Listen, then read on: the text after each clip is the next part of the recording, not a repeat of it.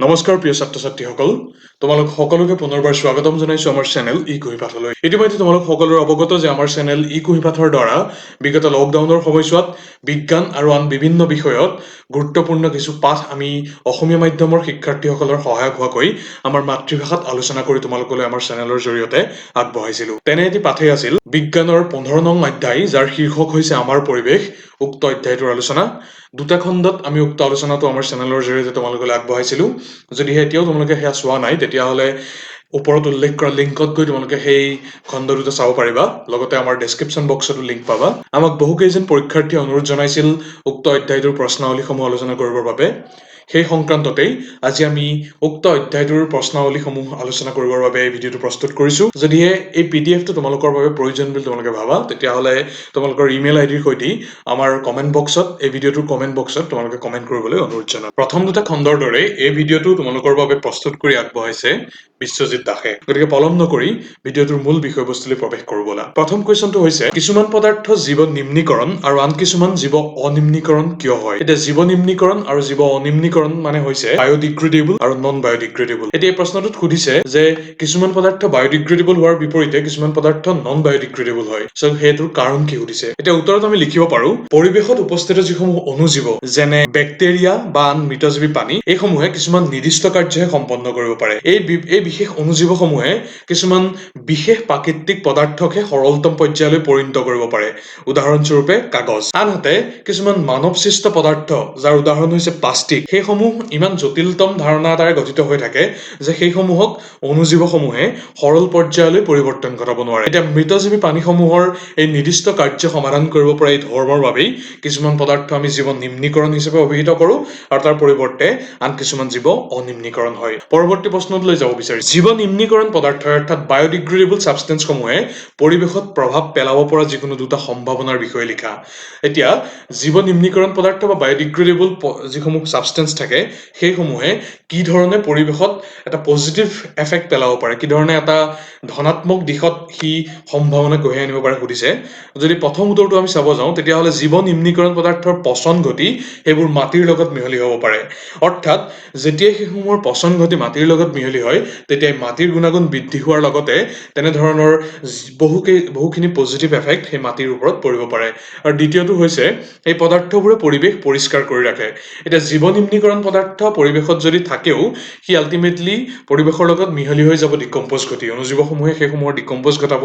গতিকে সেই পদাৰ্থবোৰে কোনো পৰিৱেশ প্ৰদূষণ কৰাৰ এটা কাৰক হিচাপে সেইসমূহ সৃষ্টি নহয়। তাৰ পৰিৱৰ্তে সেইসমূহে পৰিৱেশ পৰিষ্কাৰ কৰি ৰখাত সহায় কৰে। গতিকে এইটোৱেই হৈছে জীৱ নিম্নীকৰণ পদাৰ্থই পেলাব পৰা দুটা পজিটিভ সম্ভাৱনাৰ বিষয়ে আলোচনা। পৰৱৰ্তী প্ৰশ্নটো চাব বিচাৰিছো, জীৱ অনিম্নীকৰণ পদাৰ্থ পৰিৱেশত প্ৰভাৱ পেলাব পৰা যিকোনো দুটা সম্ভাৱনাৰ বিষয়ে লিখা। এতিয়া জীৱ নিম্নীকৰণ পদাৰ্থই কুৱেশ্যন নম্বৰ 2ত আমি পজিটিভ সম্ভাৱনা দুটা আলোচনা কৰিছিলো। এতিয়া তাৰ বিপৰীত যিসমূহ পদাৰ্থ নন বায়'ডিগ্ৰেডেবল ছাবষ্টেন্সসমূহ, জীৱ অনিম্নীকৰণ পদাৰ্থসমূহ, সেইসমূহে পৰিৱেশত কি প্ৰভাৱ পেলাব সেই দুটা সম্ভাৱনাৰ বিষয়ে ইয়াত উল্লেখ আছে। প্ৰথমটো হৈছে, এইবোৰে বায়ু, পানী আৰু মাটিৰ প্ৰদূষণ কৰিব পাৰে। আৰু দ্বিতীয়টো হৈছে, এই পদাৰ্থসমূহে খাদ্য শৃংখলত জৈৱিক প্ৰবৰ্ধক হিচাপে কাম কৰিব পাৰে। এতিয়া প্ৰথমটো আমি সহজে অনুমেয় যে যিহেতু সেইসমূহ মিলি নাযায়, সেইসমূহ পৰিৱেশৰ লগত সানমিহলি নহয়, গতিকে সেইসমূহে আল্টিমেটলি পৰিৱেশত থাকি যাব। তাৰ ফলত পৰিৱেশৰ যিসমূহ উপাদান, বায়ু, পানী, মাটি, সেইসমূহ বিভিন্ন ধৰণে সেই জীৱ অনিম্নীকৰণ পদাৰ্থসমূহে প্ৰদূষিত কৰিব। এতিয়া দ্বিতীয়টোত এটা উল্লেখ আছে যে জৈৱিক বিবৰ্ধক। এতিয়া জৈৱিক বিবৰ্ধকনো কি, সেইটো আমি আমাৰ দ্বিতীয় খণ্ডত আমি বিস্তৃত ৰূপত আলোচনা কৰিছো। উক্ত ভিডিঅ'টো চালে তোমালোকে ভালদৰে বুজি পাবা। গতিকে জীৱ অনিম্নীকৰণ পদাৰ্থই খাদ্য শৃংখলত জৈৱিক বিবৰ্ধক হোৱাৰো এটা কাৰক ৰূপে চিহ্নিত হ'ব পাৰে। এতিয়া পৰৱৰ্তী প্ৰশ্নটো যদি আমি চাওঁ, ইয়াত সুধিছে যে পৌষ্টিক স্তৰ কি? গুৰুত্বপূৰ্ণ প্ৰশ্ন। আৰু পৌষ্টিক স্তৰৰ এটা উদাহৰণ সহ তাৰ খাদ্য শৃংখলৰ বিভিন্ন পৰ্যায়ৰ বিষয়ে লিখিবলৈ দিছে। যিকোনো পৰিস্থিতি তন্ত্ৰত প্ৰতিটো জীৱক একোটাকৈ আহাৰৰ পৰ্যায় বা স্তৰ হিচাপে আমি গণ্য কৰিব পাৰো, আৰু সিয়াকে পৌষ্টিক স্তৰ বুলি কোৱা হয়। এতিয়া পৰিস্থিতি তন্ত্ৰ এনেকুৱা ধৰণে গঠিত হয়, পৰিস্থিতি তন্ত্ৰত এটা জীৱই আনটো জীৱৰ ওপৰত এনেধৰণে নিৰ্ভৰশীল হৈ থাকে যে প্ৰত্যেকটো পৰ্যায়ত প্ৰত্যেকটো জীৱই তাৰ ওপৰৰ পৰ্যায়টোৰ জীৱটোৰ বাবে এটা আহাৰৰ উৎস হিচাপে কাম কৰে। আৰু সেইবাবে প্ৰত্যেকটো জীৱৰ স্তৰকেই, প্ৰত্যেক তেনে আহাৰ পৰ্যায়কেই পৰিস্থিতি তন্ত্ৰৰ এটা পৌষ্টিক স্তৰ বুলি গণ্য কৰা হয়। এতিয়া ঘাঁহনিৰ যিটো পৰিস্থিতি তন্ত্ৰ, সেইটো যদি আমি লক্ষ্য কৰো, তেতিয়াহ'লে তাৰ প্ৰথম পৰ্যায়তে আমি দেখিম উদ্ভিদ, তাৰপিছত আছে পতংগ, তাৰপিছত আছে ভেকুলী আৰু শেষত আছে চৰাই। প্ৰথম পৌষ্টিক স্তৰটো কি? প্ৰথম পৌষ্টিক স্তৰটো ইয়াত হৈছে উদ্ভিদ। এতিয়া উদ্ভিদবোৰ ভক্ষণ কৰি কোন জীয়াই থাকে? পতংগসমূহে। গতিকে পতংগসমূহ হ'ল দ্বিতীয় পৌষ্টিক স্তৰ। এতিয়া পতংগসমূহ তেনে সৰু সৰু কীট পতংগসমূহ ভক্ষণ কোনে কৰে? ভেকুলীয়ে। এতিয়া ভেকুলী যিহেতু পতংগৰ ওপৰত নিৰ্ভৰ কৰি লালন পালন হয়, গতিকে ভেকুলীক আমি তৃতীয় পৌষ্টিক স্তৰত অন্তৰ্ভুক্ত কৰিব পাৰোঁ। আৰু তাৰ পৰিৱৰ্তে ভেকুলী বা ভেকুলীৰ দৰে যিসমূহ সৰু জীৱ জন্তু সেইসমূহ বিভিন্ন চৰাই জাতীয় প্ৰাণীয়ে তাক ভক্ষণ কৰি থাকে, গতিকে চৰাইক আমি চতুৰ্থ পৌষ্টিক স্তৰত অভিহিত কৰিব পাৰোঁ। পৰৱৰ্তী প্ৰশ্নটো হৈছে পৰিস্থিতি তন্ত্ৰত বিয়োজকৰ ভূমিকা কি? এতিয়া প্ৰথম ভূমিকাটোৱে হৈছে ই মৃত উদ্ভিদ আৰু পানীৰ পচন ঘটাওঁতে সহায় কৰে। গতিকে ডিকম্পোজাৰ সমূহে যিহেতু মৃত যিসমূহে প্ৰাণবায়ু নাশ হৈছে যিসমূহ উদ্ভিদ আৰু পানীৰ, সেইসমূহক পৰিৱেশৰ লগত মিহলি হৈ যোৱাত ই সহায় কৰে। কেনেদৰে সহায় কৰে? সেইসমূহ পচন ঘটাই সেই পৰিৱেশৰ লগত মিহলি হৈ যায়। গতিকে বিয়োজকসমূহক আমি পৰিৱেশৰ পৰিষ্কাৰক বুলি অভিহিত কৰিব পাৰোঁ। এতিয়া দ্বিতীয়টো ভূমিকা হৈছে ইহঁতে জটিল জৈৱ যৌগবিলাকক বিয়োজন ঘটায়। এই বিয়োজনটোকে ইংৰাজীত ডিকম্পোজ বুলি কোৱা হয়। এই ডিকম্পোজ ঘটাই ই কি কৰে? সৰল অজৈৱ পদাৰ্থলৈ পৰিৱৰ্তন কৰে আৰু তাৰ লগতে মাটিৰ লগত মিহলি কৰি দিয়ে আৰু সেইবিলাকেই উদ্ভিদে পুনৰ গ্ৰহণ কৰে। গতিকে উদ্ভিদৰ যিসমূহ খাদ্যৰ উৎস, সেই উৎসসমূহ সৃষ্টি কৰাত এই পৰিস্থিতিতন্ত্ৰ বা ইক'চিষ্টেম এটাৰ ডিকম্পোজাৰসমূহে বিয়োজকসমূহে গুৰুত্বপূৰ্ণ ভূমিকা পালন কৰে। তৃতীয়টো হৈছে বিয়োজকে পৌষ্টিক চক্ৰৰ পুনৰাৱৰ্তনত সহায় কৰে। এতিয়া এটা পৌষ্টিক চক্ৰ কি হয় সেই বিষয়ে আমি ইতিমধ্যে আমাৰ দুটা খণ্ডৰ উক্ত ভিডিঅ' দুটাত আমি আলোচনা কৰিলোঁ। এতিয়া পৌষ্টিক চক্ৰ এইটো এটা চক্ৰ বুলি কোৱা হয়, কাৰণ সেইটো এটা চাইকেল হিচাপে এটা পৰ্যায়ৰ পৰা দ্বিতীয় পৰ্যায়টোলৈ গৈ অন্তিম পৰ্যায়টোৰ পিছত প্ৰথম অৱস্থাটোলৈ ঘূৰি আহে। সেই পৌষ্টিক চক্ৰৰ পুনৰাৱৰ্তনত বিয়োজকে সহায় কৰে। এতিয়া কেনেদৰে সহায় কৰে? উক্ত ভিডিঅ'টো চালে গম পাবা। নেক্সট, মৃত জীৱৰ পচন ঘটাই বিয়োজকসমূহে জীৱমণ্ডলত অন্য জীৱৰ বাবে স্থান মুকলি কৰি দিয়ে। এতিয়া সেই মৃত জীৱসমূহ পচন ঘটাই সেইসমূহৰ অৱস্থিতি নাইকিয়া কৰি নতুন জীৱৰ বাবে স্থান মুকলি কৰি দিয়াটো এই পৰিস্থিতি তন্ত্ৰৰ বিয়োজকসমূহে গুৰুত্বপূৰ্ণ ভূমিকা পালন কৰে। গতিকে যদি পৰীক্ষাত আহে যে পৰিস্থিতি তন্ত্ৰত বিয়োজকৰ ভূমিকা কি, তেতিয়া এই 4টা পইণ্ট লিখি দিলেই ই তোমালোকক সম্পূৰ্ণ নম্বৰ আদায় কৰাত সহায়ক হ'ব। নেক্সট, অজন কি সুধিছে আৰু ইয়াৰ পৰা পৰিস্থিতি তন্ত্ৰত কিদৰে প্ৰভাৱিত হয় সেইটো সুধিছে। অক্সিজেন কি আমি সকলোৱে জানো? অক্সিজেনৰ যি পাৰমাণৱিক চিম্বল সেইটো অ'ৰে ইয়াক বুজোৱা হয়, ৰাসায়নিক চিম্বল। এতিয়া অজন হৈছে অক্সিজেনৰ 3টা পৰমাণুৰে গঠিত এক অণু। 2টা পৰমাণুৰে যেতিয়া অক্সিজেনৰ 2টা পৰমাণুৰে গঠিত হয় তেতিয়া O2 হয়, অক্সিজেন গেছ হয়, যিটো আমাৰ কাৰণে প্ৰয়োজন শ্বাস প্ৰশ্বাসত বা জীৱৰ জীয়াই থকাৰ পৰিক্ৰমাত। এতিয়া যদি আৰু এটা অক্সিজেন তাত লগ হয় তেতিয়া 3টা পৰমাণুৰে অজন গেছ গঠিত হয়। এই অজন স্তৰে এটা অত্যন্ত প্ৰাসংগিক ভূমিকা পালন কৰে আমাৰ পৃথিৱী পৃষ্ঠক সূৰ্যৰ অতি বেঙুনীয়া ৰশ্মিৰ পৰা ৰক্ষা কৰিবৰ বাবে। কিদৰে? সেই অজন স্তৰে পৰিৱেশৰ এটা নিৰ্দিষ্ট পৰ্যায়ত সি এটা লেয়াৰ হিচাপে থাকে আৰু সেই লেয়াৰটোৰ বাবে, সেই অজন স্তৰৰ সেই প্ৰলেপটোৰ বাবে সূৰ্যৰ পৰা অহা এটা বিশেষ অতি বেঙুনীয়া বা যাক ইংৰাজীত আল্ট্ৰাভায়োলেট বুলি কোৱা হয়, সেই অতি বেঙুনীয়া ৰশ্মিসমূহ পৃথিৱী পৃষ্ঠত প্ৰৱেশ কৰিব নোৱাৰে। এই অতি বেঙুনীয়া ৰশ্মিসমূহ জীৱ জগতৰ বাবে ক্ষতিকাৰক। উদাহৰণস্বৰূপে মানুহৰ দেহৰ ছালৰ কৰ্কট ৰোগ, স্কিন কেঞ্চাৰ ৰোগৰ এটা অন্যতম কাৰক হিচাপে এই অতি বেঙুনীয়া ৰশ্মিসমূহক অভিহিত কৰিব পাৰি। এতিয়া সেই তেনেধৰণৰ ঋণাত্মক প্ৰভাৱসমূহৰ পৰা জীৱ পৃষ্ঠক বা জীৱমণ্ডলীক ৰক্ষা কৰিবৰ বাবে এই অজন স্তৰে এটা অত্যন্ত গুৰুত্বপূৰ্ণ ভূমিকা পালন কৰে। গতিকে এই পৰিস্থিতি তন্ত্ৰত ধনাত্মক ধৰণেৰে প্ৰভাৱিত কৰে। পেলনীয়া আৱৰ্জনা সমস্যাৰ হ্ৰাস কৰিবৰ বাবে তুমি কি পদক্ষেপ গ্ৰহণ কৰিবা?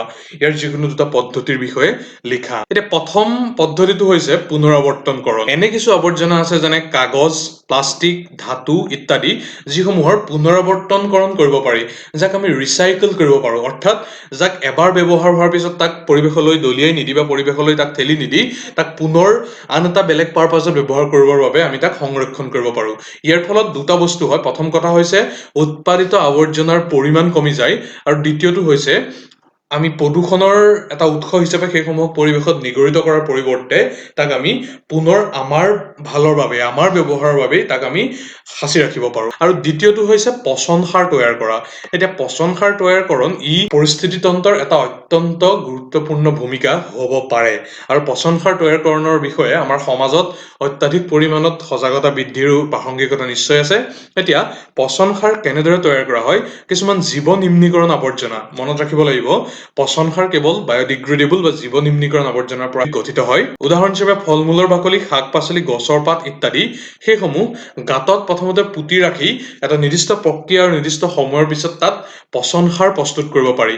আৰু সেই পচন সাৰ প্ৰস্তুত কৰিলে দুই ধৰণে উপকৃত হোৱাৰ সম্ভাৱনা থাকে। প্ৰথমটো হৈছে আৱৰ্জনা হ্ৰাস হ'ল আৰু দ্বিতীয়টো হৈছে সেই সাৰজাতীয় যিসমূহ পদাৰ্থ নতুনকৈ সৃষ্টি হ'ব সেইসমূহ আমি আমাৰ শস্য বা আমাৰ উৎপাদিত সামগ্ৰীৰ উজ্জীৱিতকৰণৰ বাবে তাক আমি ব্যৱহাৰ কৰিব পাৰোঁ।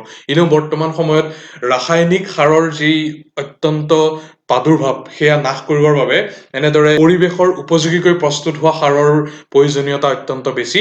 গতিকে এই দুটা ধৰণ হৈছে পুনৰাৱৰ্তনকৰণ আৰু পচন সাৰ তৈয়াৰকৰণ। ইয়াৰ জৰিয়তে আমি কি কৰিব পাৰোঁ? পেলনীয়া আৱৰ্জনা সমস্যা হ্ৰাস কৰিব পাৰোঁ। তলত উল্লেখ কৰা কোনখিনিত কেৱল জীৱ নিম্নীকৰণ পদাৰ্থ আছে সুধিছে। মাল্টিপল চইচ কুৱেশ্যন এইটো। ঘাঁহ, ফুল আৰু চামৰা, ঘাঁহ, কাঠ আৰু প্লাষ্টিক, ফল-মূলৰ বাকলি, পিঠা আৰু টেঙাৰ ৰস, আৰু পিঠা, কাঠ আৰু ঘাঁহ। এতিয়া শুদ্ধ অপশ্যনকেইটা হৈছে অপশ্যন চি আৰু অপশ্যন ডি। এতিয়া কিয় সেই দুটা অপশ্যন শুদ্ধ অপশ্যন? ফল-মূলৰ বাকলি, পিঠা আৰু টেঙাৰ ৰস সেই গোটেইকেইটাই পৰিৱেশৰ লগত মিলি যাব পৰা পদাৰ্থ। সেই গোটেইকেইটাক ডিকম্প'জাৰসমূহে বা বিয়োজকসমূহে তাক পৰিৱেশৰ লগত মিলাই দিব পাৰে। ঠিক তেনেদৰে অপশ্যন ডিত যিকেইটা বস্তু আছে, পিঠা, কাঠ আৰু ঘাঁহ, এই গোটেইকেইটাও পৰিৱেশৰ লগত মিহলি হৈ যাব পৰাৰ সম্ভাৱনা ৰখা পদাৰ্থ। গতিকে চি আৰু ডি এই দুইটা অপশ্যনত থকা সকলোখিনি পদাৰ্থ জীৱ নিম্নীকৰণ হিচাপে আমি অভিহিত কৰিব পাৰোঁ। Next question. তলত উল্লেখ কৰা কোনখিনিয়ে খাদ্য শৃংখল গঠন কৰে? ঘাঁহ, ঘেঁহু আৰু আম, ঘাঁহ, ছাগলী আৰু মানুহ, ছাগলী, গৰু আৰু হাতী, ঘাঁহ, মাছ আৰু ছাগলী। এতিয়া শুদ্ধ উত্তৰটো হৈছে অপশ্যন বি। এতিয়া এই অপশ্যন বিয়ে কিয় খাদ্য শৃংখল গঠন কৰে? কাৰণ প্ৰথম অৱস্থাত যি পৌষ্টিক স্তৰ ঘাঁহ ইয়াত উল্লেখ আছে, সেই ঘাঁহ কোনে ভক্ষণ কৰে? ছাগলীয়ে। আৰু ছাগলীক কোনে ভক্ষণ কৰিব পাৰে? মানুহে। গতিকে ই এটা সুশৃংখলিত খাদ্য শৃংখল হিচাপে আমি ইয়াক উল্লেখ কৰিব পাৰোঁ। কিন্তু বাকী অপশ্যনকেইটাত যদি চাওঁ তেতিয়াহ'লে ঘাঁহ আৰু ঘেঁহু একে পৌষ্টিক স্তৰৰে দুটা উদাহৰণ, ছাগলী, গৰু, হাতী প্ৰায় একে পৌষ্টিক স্তৰৰে উদাহৰণ, আৰু ঠিক তেনেকে মাছ আৰু ছাগলী এই দুটাও একে পৌষ্টিক স্তৰৰে উদাহৰণ। অৰ্থাৎ এই বাকী তিনিটা অপশ্যনৰ কোনো এটা এনেকুৱা নিৰ্দিষ্ট পৰিক্ৰমা ফল' হোৱা নাই যোনটোৰ জৰিয়তে এটা পৌষ্টিক স্তৰৰ ওপৰত আন এটা পৌষ্টিক স্তৰ ডিপেণ্ডেণ্ট হৈ থাকে। সেই অপশ্যনটো কেৱল অপশ্যন বিতহে দেখা পোৱা গৈছে। গতিকে অপশ্যন বিয়ে হৈছে খাদ্য শৃংখল গঠন কৰাৰ সঠিক উদাহৰণ। Next question. তলত উল্লেখ কৰাবিলাকৰ কোনকেইটা পৰিৱেশ অনুকূল অভ্যাসৰ অন্তৰ্ভুক্ত? অৰ্থাৎ ইয়াত 4টা উদাহৰণ দিয়া আছে। সেই অভ্যাসকেইটা কোনকেইটা পৰিৱেশৰ বাবে সঠিক বা পৰিৱেশৰ অনুকূল সেইটো উল্লেখ কৰিব দিছে। প্ৰথমটো হৈছে দোকান বা বজাৰ কৰিবলৈ হাতত কাপোৰৰ মোনা লৈ যোৱা অভ্যাস। অত্যন্ত গুৰুত্বপূৰ্ণ, কিয়নো বৰ্তমান পলিথিনৰ মোনাৰ যি প্ৰাদুৰ্ভাৱ, বৰ্তমান সময়ত প্ৰশাসনিক পৰ্যায়ত পলিথিনৰ মোনা আনুষ্ঠানিকভাৱে বন্ধ কৰিছে যদিও এতিয়াও আমাৰ সমাজত বা এতিয়াও আমাৰ সামাজিক ব্যৱস্থাটোত পলিথিনৰ মোনাৰ ব্যৱহাৰ অত্যন্ত সুলভ। নেক্সট, অপ্ৰয়োজনীয়ভাৱে জ্বলি থকা লাইট বা চলি থকা ফেনৰ চুইচ বন্ধ কৰি ৰখা অভ্যাস। প্ৰয়োজনীয় এই অভ্যাস কিয়নো বৰ্তমান সময়ত যি অত্যন্ত দুৰ্দান্ত ৰূপত বাঢ়ি অহা বিদ্যুতৰ প্ৰয়োজনীয়তা আৰু সেই অনুপাতে সৃষ্টি হোৱা বিদ্যুতৰ নাটনি, সেইসমূহ কিছু এটা ছিগনিফিকেণ্ট পৰ্যায়ত হ্ৰাস কৰিবৰ বাবে এনেধৰণে অপ্ৰয়োজনীয়ভাৱে যিসমূহ বিদ্যুৎ আমাৰ খৰচ হয় সেইসমূহ ৰাহি কৰাটো আমাৰ বাবে অত্যন্ত প্ৰাসংগিক এক অভ্যাস। তোমাক মায়ে স্কুটাৰেৰে বিদ্যালয়লৈ অনা নিয়া কৰাৰ পৰিৱৰ্তে তুমি নিজে খোজকাঢ়ি যোৱা অভ্যাস। আৰু এইটোও গুৰুত্বপূৰ্ণ কিয়নো অনাহকত ফুৱেল নষ্ট কৰাটো, যাক ইন্ধন বুলি অসমীয়াত কয়, অনাহকত ইন্ধন নষ্ট কৰাটো বৰ্তমান সময়ৰ যি প্ৰাসংগিকতা তাৰ পৰিপন্থী। কিয়নো যিসমূহ জৈৱিক ইন্ধন, যিসমূহ জীৱাশ্ম ইন্ধন, সেইসমূহো ক্ৰমান্বয়ে পৃথিৱীৰ স্তৰৰ পৰা কমি আহিছে বুলি অভিযোগ উত্থাপিত শতকাই হৈ আহিছে। গতিকে সেইসমূহক আমি আমাৰ পৰ্যায়ত অত্যন্ত ক্ষুদ্ৰ ৰূপত হ'লেও যদি সেই জীৱাশ্ম ইন্ধনৰ নাটনিৰ সেই সম্ভাৱনাৰ প্ৰতি আমি অৰিহণা আগবঢ়াব পাৰোঁ, সেয়া নহ'বৰ বাবে সেইটো আমাৰ কাৰণে অত্যন্ত প্ৰয়োজনীয় এক অভ্যাস। গতিকে ওপৰত উল্লেখ কৰা আটাইকেইটা অভ্যাসেই পৰিৱেশ অনুকূল। গতিকে সঠিক উত্তৰটো হ'ব অপশ্যন ডি, ওপৰৰ আটাইকেইটা অভ্যাস। নেক্সট, কোনো এটা পৌষ্টিক স্তৰৰ সকলোবিলাক জীৱকে ধ্বংস কৰি যদি পেলোৱা হয় তেতিয়াহ'লে কি ঘটিব? ইয়াৰ ফলত কি হ'ব? সম্পূৰ্ণ খাদ্য শৃংখল ধ্বংস হ'ব আৰু পাৰিপাৰ্শ্বিক যি ভাৰসাম্য, যি ইক'লজিকেল বেলেঞ্চ এটা মেইনটেইন হৈ থাকে। এতিয়া ইক'লজিকেল বেলেঞ্চ বুলি ক'লে কি বুজো আমি? প্ৰত্যেকটো পৌষ্টিক স্তৰে আনটা পৌষ্টিক স্তৰৰ ওপৰত ডিপেণ্ডেণ্ট হৈ থাকে। সেই বেলেঞ্চটো এটা স্তৰে আনটা স্তৰৰ ওপৰত সেই অটুট ৰখা ডিপেণ্ডেঞ্চিৰ ওপৰত নিৰ্ভৰ কৰি অটুট থাকে আৰু তেনেদৰে এটা খাদ্য শৃংখল সুচাৰুৰূপত পৰিচালিত হৈ থাকে। এতিয়া যদিহে এটা পৌষ্টিক স্তৰ নাইকিয়া কৰি দিয়া যায় তেতিয়াহ'লে আমাৰ প্ৰভাৱবোৰ কেনেধৰণে হ'ব এই তিনিটা পইণ্টত আমি বুজিবলৈ যত্ন কৰিম প্ৰথম পইণ্টটো হৈছে যদি তৃণভোজী প্ৰাণীসমূহ পৌষ্টিক স্তৰৰ পৰা নাইকিয়া হৈ যায় তেতিয়াহ'লে মাংসভোজী প্ৰাণীৰ খাদ্যৰ অভাৱ ঘটিব আৰু ফলত সিহঁতৰ মৃত্যু হ'ব এতিয়া মাংসভোজী প্ৰাণী যদি আকৌ নাইকিয়া হৈ যায় তেতিয়াহ'লে তৃণভোজী প্ৰাণীৰ সংখ্যা অনিয়ন্ত্ৰিতভাৱে বৃদ্ধি হ'ব আৰু তাৰ ফলত উৎপাদকৰ ওপৰত ঋণাত্মক প্ৰভাৱ পৰিব এতিয়া এই দুইটা ইটো সিটোৰ পৰিপন্থী এতিয়া তৃণভোজী প্ৰাণী যদি নাইকিয়া হৈ যায় তেতিয়াহ'লে মাংসভোজী প্ৰাণীসমূহো নাইকিয়া হ'ব কাৰণ মাংসভোজী প্ৰাণীৰ খাদ্যৰ উৎস সম্পূৰ্ণৰূপে শেষ হৈ যাব আৰু তাৰ পৰিৱৰ্তে যদি মাংসভোজী প্ৰাণীসমূহ যদি নাইকিয়া হৈ যায় তেতিয়াহ'লে তৃণভোজী প্ৰাণীসমূহৰ সংখ্যা বেলেঞ্চ কৰি ৰখা মাংসভোজী প্ৰাণীসমূহে কি কৰে তৃণভোজী প্ৰাণীসমূহ খাদ্য ৰূপে গ্ৰহণ কৰি তৃণভোজী প্ৰাণীসমূহৰ সংখ্যা এটা নিৰ্দিষ্ট হাৰত মেইনটেইন কৰি থাকে এতিয়া যদি মাংসভোজী প্ৰাণীসমূহেই নাইকিয়া হৈ যায় তেতিয়াহ'লে তৃণভোজী প্ৰাণীসমূহৰ সংখ্যা অগাধ ৰূপত বৃদ্ধি পাব আৰু তাৰ ফলত কি হ'ব তৃণভোজী প্ৰাণীসমূহে উৎপাদক বা উদ্ভিদৰ ওপৰত নিৰ্ভৰ কৰি সিহঁতি জীৱন নিৰ্বাহ কৰে এতিয়া যিমানেই সেই তৃণভোজী প্ৰাণী বৃদ্ধি পাব সিমানেই উৎপাদকৰ পৰিমাণ ক্ৰমান্বয়ে কমি আহিব তাৰ ফলত উৎপাদকৰ ওপৰত ঋণাত্মক প্ৰভাৱ পৰিব গতিকে এই দুইটা হৈছে উল্লেখনীয় উদাহৰণ যাৰ জৰিয়তে পৌষ্টিক স্তৰ জীৱবিলাক এটা পৰ্যায়ত শেষ হৈ গ'লে আন এটা পৰ্যায়ৰ ওপৰত কি ধৰণে প্ৰভাৱ বিস্তাৰ কৰিব পাৰে তাৰ উপৰিও তৃতীয়টা অপচনো আছে সেইটো হৈছে উৎপাদকসমূহ এতিয়া উৎপাদকসমূহ যদি আঁতৰাই দিয়া হয় তেতিয়াহ'লে সম্পূৰ্ণ পৌষ্টিক চক্ৰটোৱে ধ্বংস হ'ব কিয় ধ্বংস হ'ব কাৰণ উৎপাদকসমূহে হৈছে পৌষ্টিক স্তৰৰ প্ৰাথমিক স্তৰ গতিকে যদি প্ৰাথমিক স্তৰটোৱে নাথাকে তেতিয়াহ'লে বাকী স্তৰসমূহৰ যি সম্ভাৱনীয়তা সেইটো সম্পূৰ্ণৰূপে হ্ৰাস পাব এতিয়া ঘৰটোৰ যদি ফাউণ্ডেশ্যনটোৱে নাথাকে তেতিয়াহ'লে তাৰ ওপৰত আমি কিবা জানো কল্পনা কৰিব পাৰোঁ অবভিয়াছলি নোৱাৰোঁ গতিকে সেইটোৱে হৈছে এই পৌষ্টিক স্তৰৰ সকলোবিলাক জীৱ ধ্বংস কৰি পেলালে হ'ব পৰা তৃতীয় সম্ভাৱনীয়তা বেলেগ বেলেগ পৌষ্টিক স্তৰৰ পৰা সকলোবিলাক জীৱ ধ্বংস কৰিলে পৌষ্টিক স্তৰৰ ফলাফলৰ সৈতে একেদৰে প্ৰভাৱ পৰিবনে পৰিস্থিতি তন্ত্ৰৰ কোনো হানি নোহোৱাকৈ যিকোনো এটা পৌষ্টিক স্তৰৰ সকলোবিলাক জীৱক আমি আঁতৰাব পাৰিমনে এতিয়া এইটো ওপৰৰ প্ৰশ্নটোৰ লগতে জড়িত প্ৰথম পাৰ্টটোৰ যদি আমি উত্তৰ চাব যাওঁ বেলেগ বেলেগ পৌষ্টিক স্তৰৰ পৰা সকলোবিলাক জীৱক ধ্বংস কৰিলে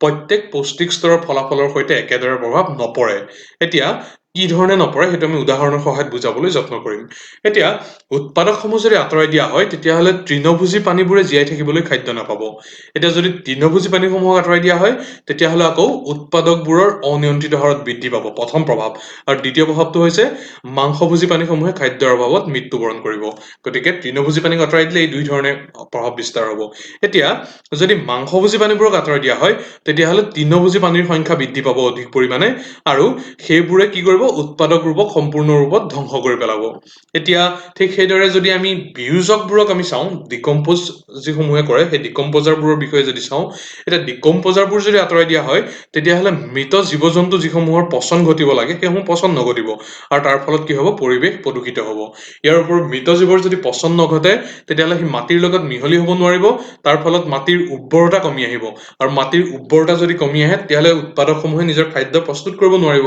গতিকে এই ধৰণে পৰিৱেশৰ ভাৰসাম্যতা বজাই ৰাখিবলৈ প্ৰত্যেকটো পৌষ্টিক স্তৰৰ জীৱসমূহ থকাটো প্ৰয়োজনীয় আৰু লগতে এইটো আমি উল্লেখ কৰিব পাৰোঁ যে বেলেগ বেলেগ পৌষ্টিক স্তৰৰ পৰা সকলোবিলাক জীৱ ধ্বংস কৰিলে প্ৰত্যেক পৌষ্টিক স্তৰৰ ফলাফলৰ ওপৰত একেধৰণে প্ৰভাৱ বিস্তাৰ নকৰে নেক্সট কুৱেশ্যনটো আমি চাব যাওঁ জৈৱিক বিবৰ্ধক ইতিমধ্যে ওপৰত আমি এবাৰ উল্লেখ কৰিছিলোঁ এই জৈৱিক বিবৰ্ধক যাক ইংৰাজীত বায়'লজিকেল মেগনিফায়াৰ বা মেগনিফিকেশ্যন বুলি কোৱা হয় সেই জৈৱিক বিবৰ্ধকসমূহ বুলিলে কি বুজা সুধিছে লগতে পৰিস্থিতি তন্ত্ৰৰ বেলেগ বেলেগ স্তৰত ইয়াৰ প্ৰভাৱ বেলেগ বেলেগ হ'বনে সুধিছে এতিয়া জৈৱিক বিবৰ্ধক কি প্ৰথমতে চাই লওঁ খাদ্য শৃংখলাৰ বাবে কিছুমান ৰাসায়নিক দ্ৰব্যৰ গাঢ়তা বৃদ্ধি হৈ গৈ থাকে উদাহৰণস্বৰূপে এতিয়া কীটাণুনাশক দ্ৰব্য কিছুমান আছে যিসমূহ প্ৰাকৃতিকভাৱে বা জৈৱিকভাৱে স্খলিত নহয় যিসমূহ সৰু হৈ নাযায় ডিকম্প'জ হৈ নাযায় এতিয়া সেই কীটাণুনাশক দ্ৰব্যসমূহ যদি আমি মাটিত মিহলাই দিওঁ সেইসমূহ পৌষ্টিক স্তৰ উৎপাদক পৰ্যায়ৰ জৰিয়তে সেই খাদ্য শৃংখলটোত প্ৰৱেশ ঘটিব এতিয়া খাদ্য শৃংখলত প্ৰাথমিক পৌষ্টিক স্তৰৰ জৰিয়তে সিহঁতি প্ৰৱেশ ঘটাৰ পিছত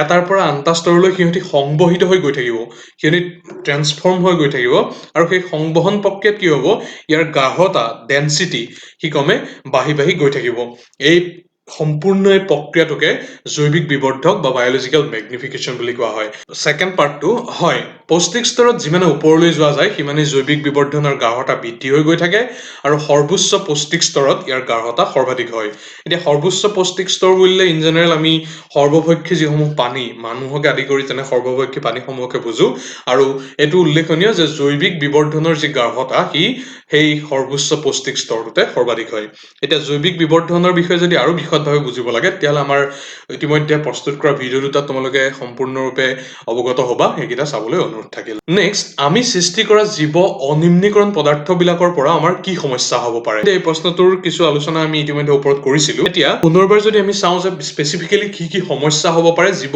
অনিম্নীকৰণ পদাৰ্থ বা নন বায়'ডিগ্ৰেডেবল পদাৰ্থসমূহ যদি বাঢ়ি গৈ থাকে। এতিয়া প্ৰথমটো হ'ব, যদি অনিম্নীকৰণ পদাৰ্থৰ পৰিমাণ বৃদ্ধি হয় তেতিয়াহ'লে শৰীৰত জৈৱিক বিবৰ্ধকৰ পৰিমাণ বাঢ়ি যাব। যদি জীৱ অনিম্নীকৰণ আৱৰ্জনাৰ পৰিমাণ বাঢ়ি থাকে তেতিয়াহ'লে নতুন জীৱৰ কাৰণে কোনো ধৰণৰ পদাৰ্থই নাথাকিব। জীৱ অনিম্নীকৰণ আৱৰ্জনাৰ বৃদ্ধিয়ে পৰিস্থিতি তন্ত্ৰৰ ভাৰসাম্যতা, যিটো ইংৰাজীত ইকলজিকেল বেলেঞ্চ বুলি কোৱা হয়, তাকো ব্যাহত কৰিব। নেক্সট, আমি সৃষ্টি কৰা আৱৰ্জনাবিলাকৰ সকলোবিলাকেই যদি জীৱ নিম্নীকৰণ পদাৰ্থ হয় তেনেহ'লে পৰিৱেশৰ ওপৰত একো প্ৰভাৱ নপৰাকৈ থাকিবনে? উত্তৰত হয়, পৰিৱেশৰ প্ৰতি প্ৰভাৱ পৰিব। যদি আৱৰ্জনাবিলাক আমি ভালদৰে নিষ্পত্তি কৰিব পাৰোঁ তেতিয়াহ'লে বায়ু, পানী আৰু মাটিৰ সমস্যা কম হ'ব। লগতে মানুহৰ যিসমূহ স্বাস্থ্যজনিত সমস্যা থাকে পৰিৱেশৰ পৰা সৃষ্টি হোৱা সেইসমূহো কমিব। কিন্তু যদি ভালদৰে নিষ্পত্তি কৰা নাযায় তেতিয়া পৰিৱেশৰ ওপৰত বেয়া প্ৰভাৱ পেলাব। এতিয়া থুলমূলকৈ আমি যদি কওঁ তেতিয়াহ'লে এইটোকে ক'ব পাৰোঁ যে যদি আৱৰ্জনাবিলাকৰ সকলোবোৰ জীৱ নিম্নীকৰণ পদাৰ্থ হয় তেতিয়াহ'লে পৰিৱেশৰ ওপৰত পৰিব পৰা প্ৰভাৱসমূহ ধনাত্মকেই হ'ব।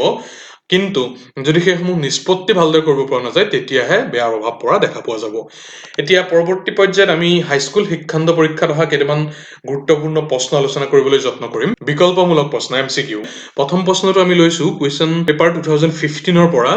প্ৰশ্নটো হৈছে তলৰ কোনটো জীৱ নিম্নীকৰণ আৱৰ্জনা নহয়, অৰ্থাৎ তলৰ কোনটো বায়'ডিগ্ৰেডেবল ছাবষ্টেন্স নহয় সুধিছে। অপশ্যনকেইটা হৈছে পাকঘৰৰ শাক পাচলি আৱৰ্জনা, পুৰণি ফটা কাপোৰ, প্লাষ্টিকৰ মোনা আৰু পুৰণি বাতৰি কাকত। ইয়াৰ অপশ্যন চি প্লাষ্টিকৰ মোনা, এইটো মাটিৰ লগত মিহলি হৈ যাব পৰা কম্পনেণ্ট নহয়, গতিকে সি হৈছে নন বায়'ডিগ্ৰেডেবল। সেইটোৱে হৈছে সঠিক উত্তৰ। নেক্সট কুৱেশ্যন 2016 পৰা অহা এটা প্ৰশ্ন, তলৰ কোনটো জীৱ নিম্নীকৰণ পেলনীয়া দ্ৰব্য? 2016 আহিছিল এইটো। ইয়াত 4টা অপশ্যন আছে, এই 4টা অপশ্যনৰ ভিতৰত কেৱল এটাহে বায়'ডিগ্ৰেডেবল জীৱ নিম্নীকৰণ, আৰু সেইটো হৈছে অপশ্যন বি আমৰ বাকলি।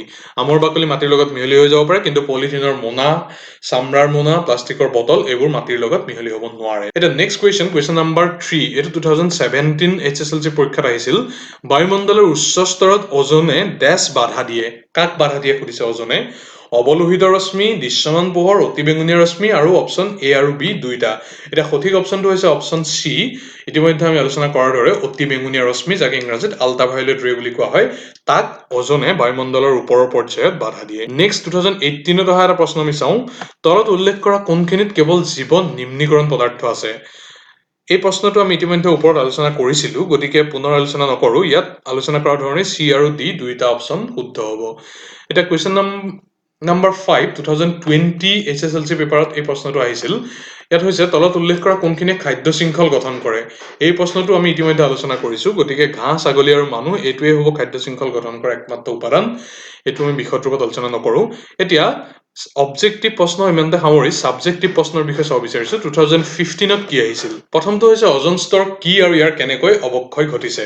এতিয়া অজন স্তৰ হৈছে কি? বায়ুমণ্ডলৰ ষ্ট্ৰেটোস্ফিয়াৰৰ ওপৰত। মনত ৰাখিবলগীয়া, অজন স্তৰৰ অৱস্থিতি ক'ত? ষ্ট্ৰেটোস্ফিয়াৰ নামৰ বায়ুমণ্ডলৰ যিটো লেভেল আছে তাৰ ওপৰত। উল্লেখনীয় যে বায়ুমণ্ডলক বিভিন্ন পৰ্যায়ত ভাগ কৰি থোৱা হৈছে, তাৰে ষ্ট্ৰেটোস্ফিয়াৰ নামৰ পৰ্যায়টোৰ ওপৰত অজন স্তৰ আছে। এতিয়া সেই পাৰ্টিকুলাৰ পৰ্যায়টোৰ ওপৰত আৱৰি ৰখা অজন গেছৰ এক আৱৰণ, তাৰ কাম কি? সি সূৰ্যৰ পৰা অহা অতিবেঙুনীয়া ৰশ্মিৰ পৰা পৃথিৱীৰ পথক সুৰক্ষিত কৰি থাকে, আৰু সেই আৱৰণটোকে অজন স্তৰ বুলি কোৱা হয়। অজন স্তৰৰ অৱক্ষয়ৰ মূল কাৰণ কি সুধিছে? সেইটো হৈছে ক্ল'ৰ'ফ্ল'ৰ'কাৰ্বন। এই ব্ৰেকেটৰ পৰ্যন্ত থাকি গ'ল, ইয়াক ইংৰাজীত CFC বুলি কোৱা হয় চমুকৈ। এই ক্ল'ৰ'ফ্ল'ৰ'কাৰ্বন ই মূলতঃ কিহত পোৱা যায়? শীতলীকৰণ যন্ত্ৰ, অৰ্থাৎ আমাৰ যোনবোৰ এয়াৰ কণ্ডিশ্যনাৰ আছে, আৰু লগতে অগ্নি নিৰ্বাপক যন্ত্ৰ, যিসমূহ ফায়াৰ এক্সটিংগুইজাৰ আছে, এই দুই ধৰণৰ যন্ত্ৰত মূলতঃ ক্ল'ৰ'ফ্ল'ৰ'কাৰ্বন ব্যৱহাৰ কৰা হৈছিল। আজিকালি যিসমূহ মডাৰ্ণ ইকুইপমেণ্ট, সেই মডাৰ্ণ AC বা ফায়াৰ এক্সটিংগুইজাৰসমূহত সাধাৰণতে ক্ল'ৰ'ফ্ল'ৰ'কাৰ্বন কম মাত্ৰাতহে ব্যৱহাৰ কৰা হয়। এই ক্ল'ৰ'ফ্ল'ৰ'কাৰ্বনে কি কৰে? সি অজনৰ লগত ৰিয়েকশ্যন কৰে। ওপৰ পৰ্যায়ত যেতিয়া সি পাইগৈ, অজনৰ লগত সি বিক্ৰিয়া কৰে, আৰু তাৰ ফলশ্ৰুতিত অজন লেয়াৰৰ ক্ষতি সাধন কৰে আৰু অজন স্তৰৰ অৱক্ষয় ঘটায়। আৰু অৱক্ষয় ঘটোৱাৰ ফলত কি হ'ব পাৰে? সেই অজনৰ যিসমূহ লেয়াৰত অহা ফুটা, সেইসমূহেৰে অতিবেঙুনীয়া ৰশ্মি বায়ুমণ্ডলত প্ৰৱেশ কৰি জীৱমণ্ডলৰ ওপৰত নিগেটিভ ৰূপত তাক ইম্পেক্ট পেলাব পাৰে। নেক্সট কুৱেশ্যন, পৰিস্থিতি তন্ত্ৰ কি আৰু ইয়াৰ উপাদানবিলাক কি কি? এতিয়া পৰিস্থিতি তন্ত্ৰৰ সংজ্ঞা যদি আমি চাব যাওঁ তেতিয়াহ'লে জীৱ জগত আৰু জড় জগত এই দুটা নিৰ্দিষ্ট উপাদানৰ সুস্থ আদান প্ৰদানৰ মাধ্যমেৰে এক অনুকূল বসবাস ৰীতি যেতিয়া গঢ়ি উঠে তাকেই পৰিস্থিতিতন্ত্ৰ বুলি আমি অভিহিত কৰিব পাৰোঁ। এতিয়া পৰিস্থিতিতন্ত্ৰৰ দুটা মূল উপাদান আছে, প্ৰথমটো হৈছে জৈৱিক আৰু দ্বিতীয়টো হৈছে অজৈৱিক।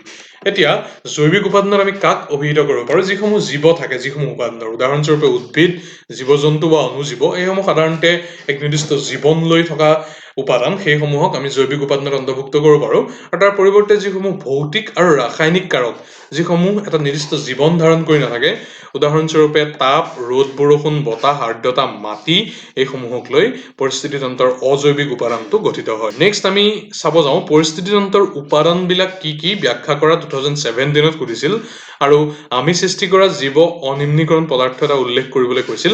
ইতিমধ্যে পৰিস্থিতিতন্ত্ৰৰ মূল যি দুই উপাদান সেইটোৰ বিষয়ে আমি আলোচনা কৰিছোৱেই ওপৰৰ পৰ্যায়টোত। এতিয়া উদাহৰণ এটা দিব গৈছে জীৱ অনিম্নীকৰণ পদাৰ্থ বা নন বায়'ডিগ্ৰেডেবল ছাবষ্টেন্স যিটো আমি ব্যৱহাৰ কৰোঁ, সেইটো উদাহৰণ হৈছে পলিথিনৰ মোনা। নেক্সট কুৱেশ্যন 2017 আহিছিল পৌষ্টিক স্তৰ কি? ইতিমধ্যে ওপৰত আলোচনা কৰিছিলো, সংজ্ঞাটো ইয়াত উল্লেখ আছে, তোমালোকে চাই ল'বা, এইটো আলোচনা পুনৰ নকৰোঁ। এতিয়া খাদ্য শৃংখল তাত পৌষ্টিক স্তৰসমূহ বৰ্ণনা কৰিব দিছে। ইতিমধ্যে এই উদ্ভিদ, পতংগ, ভেকুলী আৰু চৰাই এই পাৰ্টিকুলাৰ পৌষ্টিক স্তৰটোৰ বিষয়ে ওপৰৰ এটা প্ৰশ্নত আমি আলোচনা কৰিছিলো, গতিকে পুনৰ আলোচনা নকৰোঁ, তোমালোকে ভালদৰে ওপৰৰ পৰা চাই আহিলেই বুজি পাবা। নেক্সট সুধিছে পৰিস্থিতিতন্ত্ৰত বিয়োজকৰ ভূমিকা কি?